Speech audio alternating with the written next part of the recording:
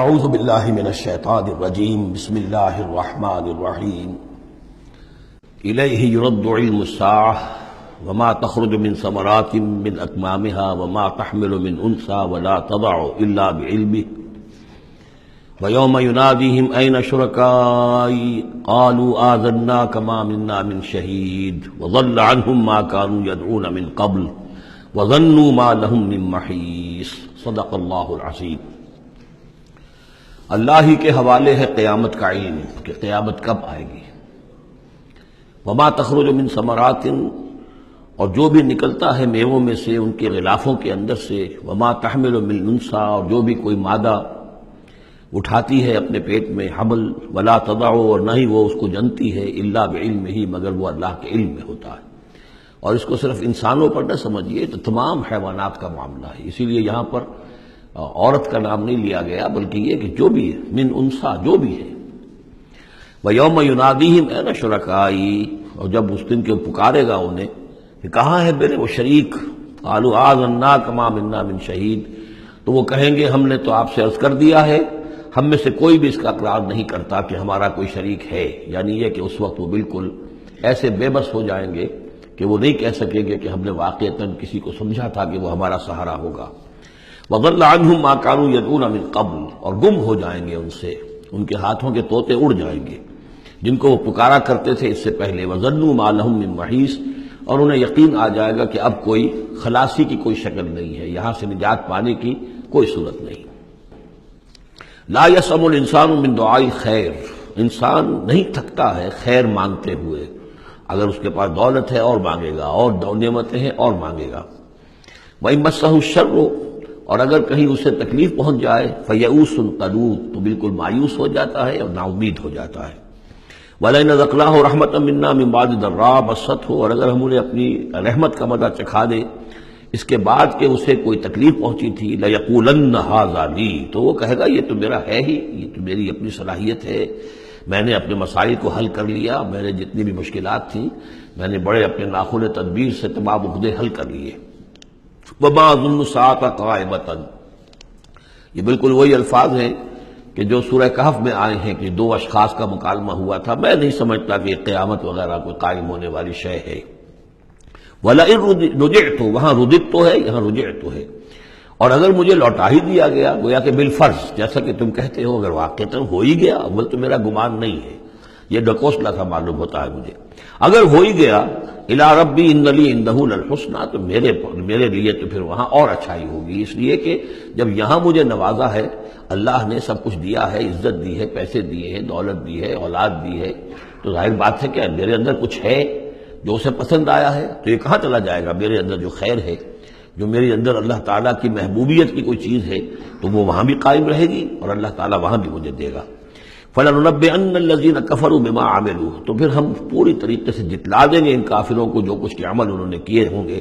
وَلَنُذِيقَنَّهُم مِّنْ عَذَابٍ غَلِيظٍ، اور انہیں لازماً مزہ چکھائیں گے بہت ہی گاڑھے عذاب کا۔ وَإِذَا أَنْعَمْنَا عَلَى الْإِنسَانِ أَعْرَضَ وَنَأَىٰ بِجَانِبِهِ، اور جب ہم انسان پر نعمتوں کی بارش کر دیتے ہیں تو پھر وہ ذرا اپنا رخ پھیر لیتا ہے اور اپنی جانب ایک جانب کو مڑ جاتا ہے، پہلو موڑ لیتا ہے۔ وَإِذَا مَسَّهُ الشَّرُّ فَذُو دُعَاءٍ عَرِيضٍ، اور جب کوئی تکلیف اسے پہنچتی ہے تو بڑی لمبی چوڑی دعائیں کرنے لگتا ہے۔ قُلْ أَرَأَيْتُمْ إِنْ كَانَ مِنْ عِندِ اللَّهِ ثُمَّ كَفَرْتُمْ بِهِ، اے نبی ان سے کہیے کہ ذرا سوچو، تھوڑی دیر کے لیے فرض کر لو کہ یہ جو میں پیش کر رہا ہوں قرآن یہ اللہ ہی کی طرف سے ہو، امکان تو ہے نا، 1%، 2%، 3%، کسی درجے میں تو امکان ہے۔ ثُمَّ كَفَرْتُمْ بِهِ، اور پھر تم نے اس کا کفر کیا، من اضل ممن ہوا فی شقاق بعید، تو کون ہوگا زیادہ بھٹکا ہوا اس سے کہ جو اس طرح کی زندہ کے اندر جا پڑا ہے۔ یعنی سوچو ذرا، غور کرو، جیسے اس سے پہلے آیا ہے کہ میں تم سے کہتا ہوں ایک ایک کر کے، دو دو کر کے، اکیلے اکیلے، دو دو مل کر گفتگو کرو، سوچو سمجھو کہ کیا اس شخص کے اندر کوئی دیوانگی کے آثار ہیں، کوئی ان کے اندر کوئی کبھی ان کی زندگی کے اندر اس سے پہلے جو 40 برس ان کو تمہارے درمیان بسر کی ہے کبھی کوئی جھوٹ بولا ہے۔ اب یہ آخری مرتبہ پھر قرآن مجید کا ذکر آ رہا ہے، اور یہ سب سے اہم ہے ہمارے اس موجودہ دور کے لحاظ سے۔ سَنُرِيهِمْ آيَاتِنَا فِي الْآفَاقِ وَفِي أَنفُسِهِمْ حَتَّى يَتَبَيَّنَ لَهُمْ أَنَّهُ الْحَقُّ، ان قریب ہم انہیں دکھائیں گے اپنی آیات، آفاق میں بھی، یہ پوری کائنات جو ہے، آسمان اور زمین، آفاق، وفی انفسہم، ان کی اپنی جانوں کے اندر بھی، حتی یتبین لہم انہ الحق، یہاں تک کہ یہ بات بالکل واضح ہو جائے گی ان کے لیے، مبرہن ہو جائے گی کہ یہ قرآن حق ہے۔ اس سے اشارہ ہو رہا ہے اس معلومات کے ایکسپلوژن کی طرف کہ جو آج ہو رہا ہے، اور یہ کوئی زیادہ پرانی بات نہیں ہے، یہ زیادہ یوں سمجھیے کہ یہ سائنس کی ڈیولپمنٹ 200 برس کا ہے معاملہ، اور اس میں بھی جو ایکسپلوژن ہوا ہے یہ تو ہاف سینچری سے زیادہ کا مسئلہ نہیں، اسی کے اندر ہوا ہے۔ اور اصل میں آج کے دور میں قرآن مجید کے اعجاز کو ثابت کرنے کے لیے کہ یہ معجزہ ہے، سب سے اہم پہلو یہ ہے۔ تو میں نے جو تعارفی گفتگو کی تھی اس دورہ ترجمہ قرآن سے پہلے، تو میں نے عرض کیا تھا کہ قرآن مجید کے اعجاز کے پہلو بے شمار ہیں، کس کس پہلو سے قرآن معجزہ ہے ہم اس کا احصاء نہیں کر سکتے، لیکن موٹی بات یہ سمجھ لیجئے کہ جب قرآن نازل ہوا ہے تو اس کا معجزہ ہونا سب سے زیادہ اس اعتبار سے تھا کہ اپنی ادبیت، اپنی فصاحت، اپنی بلاغت کے اعتبار سے معجزہ تھا، اور اسی پہلو سے چیلنج کیا گیا۔ تمہارے ہاں شعراء ہیں، تمہارے ہاں خطباء ہیں، تمہارے ہاں ادب کا بڑا ذوق ہے، کوئی اس جیسی ایک صورت بنا کر لے آؤ۔ باقی یہ کہ نہ بھی سائنسی معلومات تھی ان کے پاس، دوسرے یہ کہ جو فینومینا آف دی نیچر ہے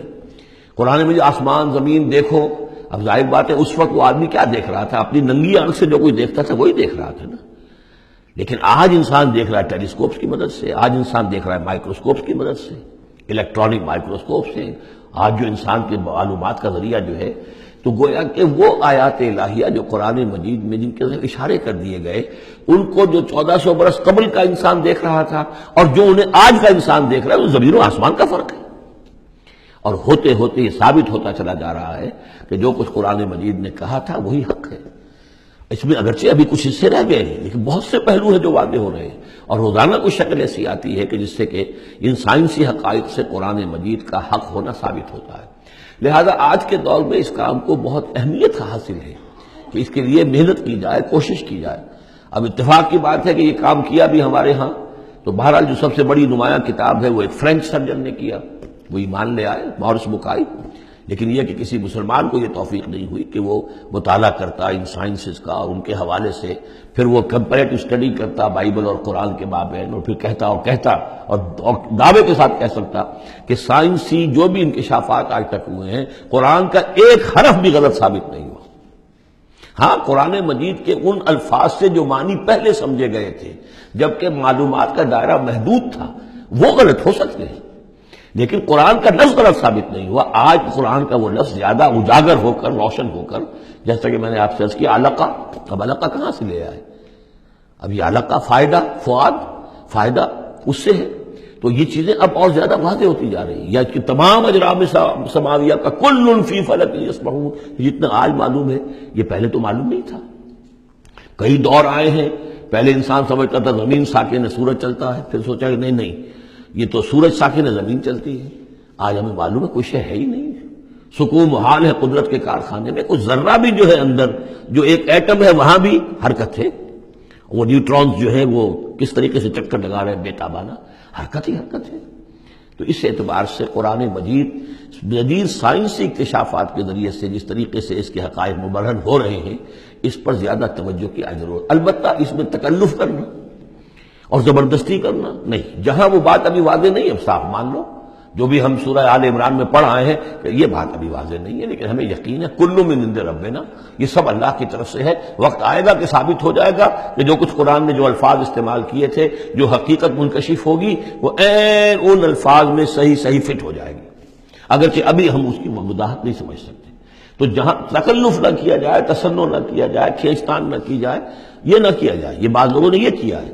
لیکن یہ کہ جہاں تک کہ وہ حقائق ثابت ہو چکے ہوں تو ان کو بہرحال استعمال میں لایا جانا چاہیے کہ قرآن مجید کی حقانیت کو اس کے ذریعے سے مبرہن کیا جائے۔ اب دیکھیے یہ لفظ جو آیا ہے سنوریہم، اب سین جب آتا ہے فعل مضارع پر تو وہ مستقبل کی بات بن جاتا ہے، مستقبل میں ہم دکھائیں گے انہیں اپنی نشانیاں۔ اب ظاہر بات ہے سائنس جو ہے وہ اسٹڈی کر رہی ہے، ایکسپلور کر رہی ہے، خلا کو ایکسپلور کر رہی ہے، اور سمندروں میں ایکسپلوریشن ہو رہی ہے، آرکٹک اور انٹارکٹک کی ایکسپلوریشن، کہاں تک انسان پہنچا ہے، کیسی جان جوکھوں میں ڈال کر لوگوں نے جو ہے وہ چیزیں جو ہے معلومات کا خزانہ جمع کیا ہے۔ سنریہم آیاتنا فی الآفاق وفی انفسہم حتی یتبین لہم انہ الحق، یہ بات اور مبرہن ہوتی جائے گی، مزید واضح ہوتی جائے گی، مزید اجاگر ہوتی جائے گی، قرآن حق ہے۔ اولم یکفی بربک انہ علی کل شیء شہید، کیا کافی نہیں ہے یہ بات تیرے رب کے لیے کہ وہ تو ہر چیز پر گواہ ہے، ہر کائنات کی ہر شے اس کی نگاہوں کے سامنے ہے۔ لیکن آج سے 1400 برس پہلے وہ انہی الفاظ میں اس نے بیان کیا تھا جسے اس وقت کا انسان سمجھ سکتا۔ وہ باتیں آج کے حوالے سے جو باتیں آ رہی ہیں وہ بیان کر دی جاتی ہیں، سمجھ میں کس کی آتی نہیں۔ انہم فی مریۃ من لقاء ربہم، آگاہ ہو جا یہ لوگ اپنے رب سے ملاقات کے بارے میں دھوکے میں پڑے ہوئے، شکوک و شبہات میں پڑے ہوئے۔ الا انہ بکل شیء محیط، آگاہ ہو جا وہ ہر چیز پر محیط ہے، ہر چیز کا احاطہ کیے ہوئے ہے۔ صدق اللہ العظیم۔